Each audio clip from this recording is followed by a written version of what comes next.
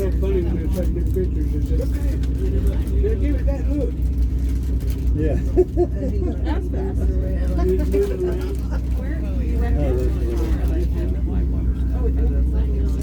Those are some good pictures.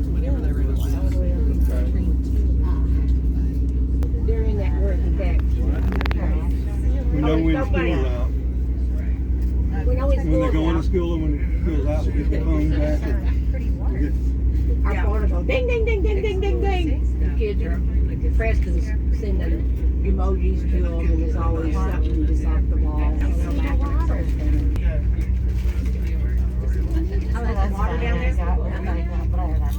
Water down there? Yeah. It's the river.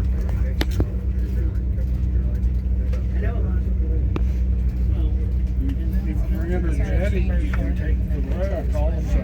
He only have a $10 bill. That's a good tasty $10 bill. Okay. That's what I did. And I just exchanged it all up. Watch my Is there a trash can?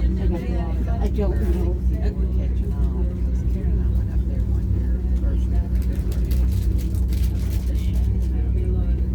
Pretty down there. We ride. Yeah, look at that. A lot of it is railroad. See it on there? The big trucks up. Put all the railroad ties and that's what we ride. It's like black. It's always kind of wet because the trees have grown over. Real shaky. Well, in the rain. It's exactly, we ride on the spikes like this. Except our area is broke up.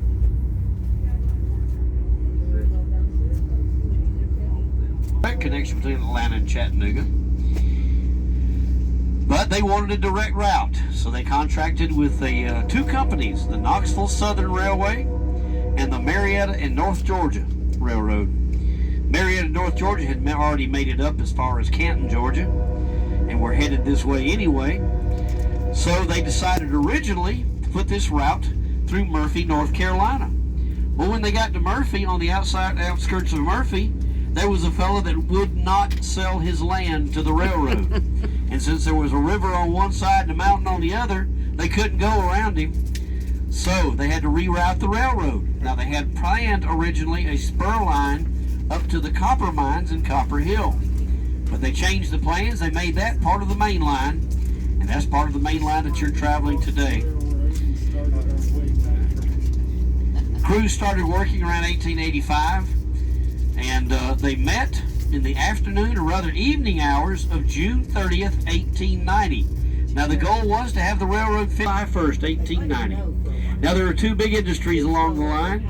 The copper industry in Copper Hill, which also had the sulfuric acid industry as part of it. And further south in a little town of North Georgia named Tate, Georgia, there were some big marble mines. High quality Georgia marble was being mined around Tate. Didn't know that. And so, They still mine. of course, all the little Wow. cities along Yeah. the way Wow. needed such things as chicken feed and all that back in the day. So this stayed a pretty good railroad. But they had a little problem. The way they went up one of the mountains was a very slow way. They had a series of switchbacks going back and forth up Bald Mountain. You know how when you drive a mountain road, you have real tight hairpin turns? Well, trains don't turn that way. So they had to literally zigzag back and forth up the mountain. Well, when they did that, it provided a bottleneck and slowed the trains down considerably. Because of that, some of the shippers started shipping back the old way through Chattanooga. They lost a lot of business because it took too long to go up that mountain, and eventually the first two companies went bankrupt. Well, they reformed immediately as one railroad, the Atlanta, Knoxville, and Northern Railway. And their executives realized, so that gave this the nickname of the Old Line. Well, L&N ran this line for many years. This line became part of the Seaboard Railroad system, Family Lines and Seaboard, and eventually CSX. But in the late 1990s, the copper industry and the acid industry was faltering. The copper mines were the old traditional style. They had a main shaft with little avenues that would come out and go get the copper ore. And it became cheaper to go out west than simply blow up the side of a mountain, dig the copper out, and put the mountain back. So the copper mines were finally shut down. The acid production was stopped. And eventually CSX abandoned this part of the line. Well, they put it up for sale and then they found a buyer. The same company that bought what was left of the old copper smelter and the old copper complex there in Copper Hill. They bought this railroad. They got them a sweet deal too. Almost 50 miles of tracks for only $1.6 million. Well, there was a problem. CSX had deferred maintenance on it, and it needed over $2 million worth of repair to get trains on the tracks. Now, the very first trains, their ideas was not to be passenger trains, but freight trains.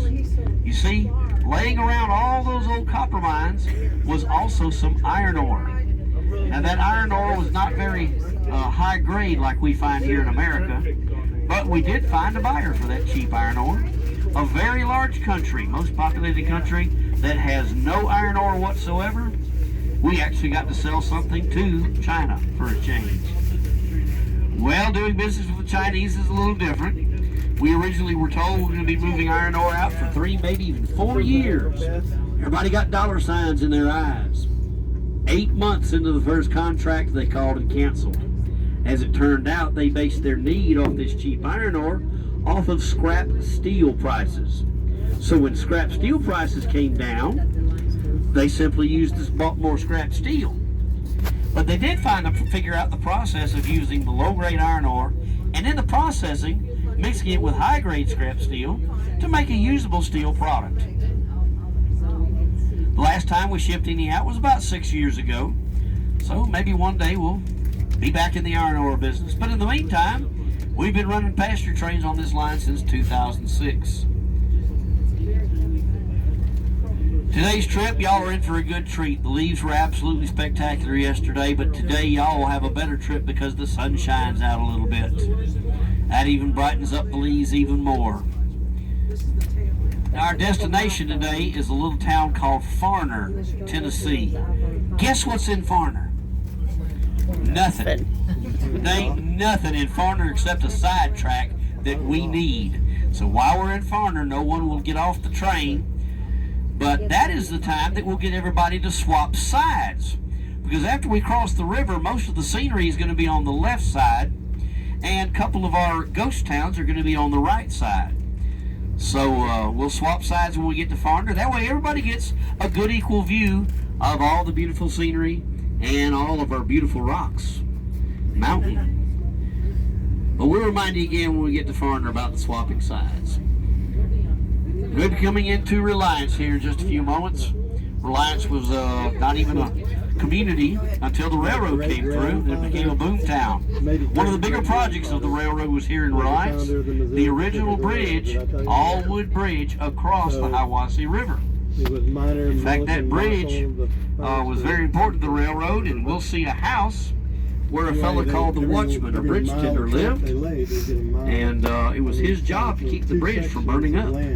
We'll tell you how he did that, what happened, and we'll point out some interesting historical buildings there in the little community of Reliance. In the meantime, enjoy the beautiful scenery of the Hiawasee River. Jonesboro, there was a Markle Abstract Company because of all the land. So the Markle family owned this big abstract company. I don't understand all the details of that, but anyway. And now that abstract company is, I think, has dissolved. But my great uncle, it would have been great to know. Okay, where did all that money go? Or did they just go bankrupt and they didn't really manage it well, or what?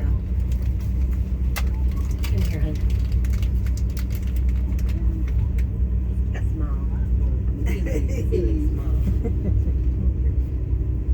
Deer in the headlights. Yeah, deer in the headlights. There we go. That's better. Look, what you went from.